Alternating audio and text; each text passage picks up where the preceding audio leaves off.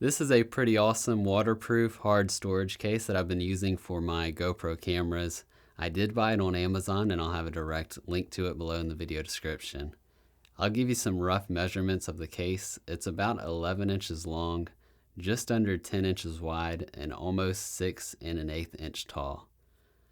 There's 2 latches on the front and 2 hinges on the back, and they all seem heavy duty. On the inside, it's completely lined with foam, and there's cutouts for 3 GoPros as well as for batteries, remotes, or whatever. I have a Hero 7, Hero 9, and Hero 10, and all 3 fit very snugly. There's a tab on the front here that you can lift, and now you can access the storage underneath. Here you can put whatever accessories you want. There's a little mesh pocket here, but I never use it.